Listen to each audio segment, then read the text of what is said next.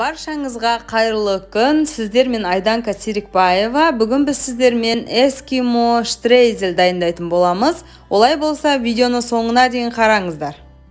Рецептке қажетті заттардың барлығын описанияға жазып қоямын.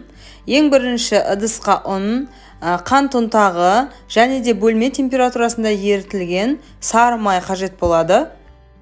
Осы заттардың барлығын жақсылап қолмен араластырамыз. Міне осылай бір келкі болып шығуы керек. Енді осыны пергамент қағазын төсеп, духовкада 180 градуста 20-25 минут қыздырып аламыз. Міне осылай қып-қызыл болып пісуі керек.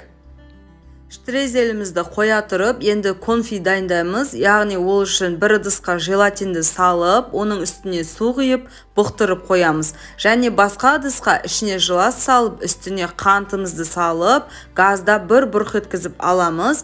Одан кейін сол ыстық конфиімізге жаңағы дайын болған желатинді салып, бір келкі болғанша жақсылап араластырамыз. Одан кейін сүзгіден сүзіп, жыластарын қалдырып, яғни астындағы сұйығы ғана бізге қажет. Сол себепті оны осындай кондитерлік мешокқа құямыз. Одан кейін аузын жақсылап байлап, бір жарты сағатқа холодильникке қойып қоямыз. Міне біздің конфиіміз дайын. Енді өзімізге қажетті крем дайындауға көшеміз. Ол үшін бізге 33% кілегей қажет. Оны осылай ыдысқа құйып, миксерді жайдан бастап араластырамыз. Одан кейін сәл қоюланғанда қант ұнтағын салатын боламыз. Оны осындай сүзгіден өткізіп салғандарыңыз дұрыс. Және де оны да барлығын жақсылап бірге араластырған соң, оның үстіне творожный сырды саламыз.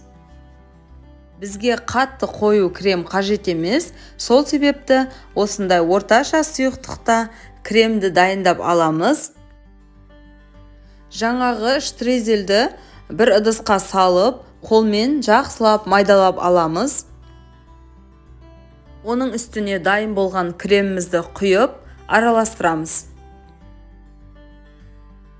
Эскимоға арналған осындай силиконовый ыдыстар бар. Осындай ыдысты алып, соның үстіне жаңа штрейзелімізді дайын болған жартылай салып шығамыз. Одан кейін конфиді тоңазытқыштан алып, аузын аздап кесіп, жаңағы қалған бөліктеріне құйып шығамыз.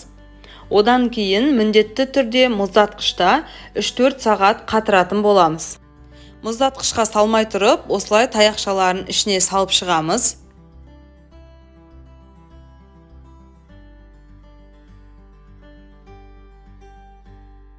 Енді глазур дайындаймыз. Мен осы ақ шоколадты сулы моншада ерітіп алдым.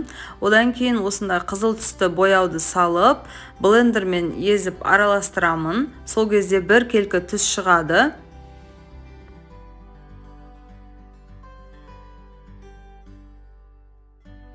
Осы глазурымызды міндетті түрде осындай тереңдеу ыдысқа құйып аламыз. Енді эскимомызды жайлап осылай ыдысынан босатамыз. Содан кейін барып өзіміздің жаңағы дайындап алған глазурға барлық денесін батыратын боламыз. Және де біздің эскимомыз қатты мұздай болғандықтан сыртына әсемдейтін заттарды бірден сепкен дұрыс, себебі біздің шоколадымыз тез қатып қалады. Мен сыртына құрғатылған малинаны себетін боламын, ал сіздер өз қалауларыңыз бойынша кез келген затты пайдалансаңыздар болады.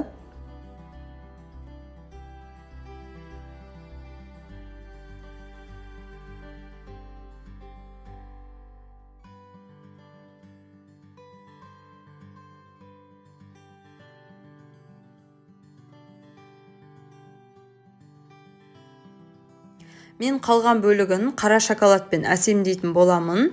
Мен екі ақтыда және қара шоколадты да жаңағы сулы моншада еріттім. Және де оның үстіне какао масласын қостым.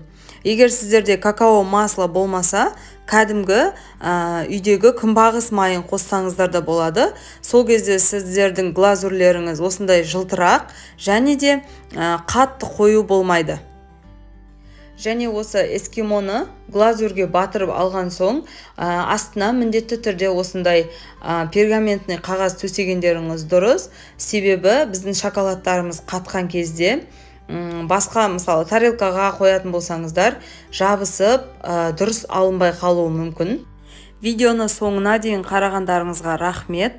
Каналға жазылып, лайк басып, комментарий жазуды ұмытпаңыздар. Қош сау болыңыздар.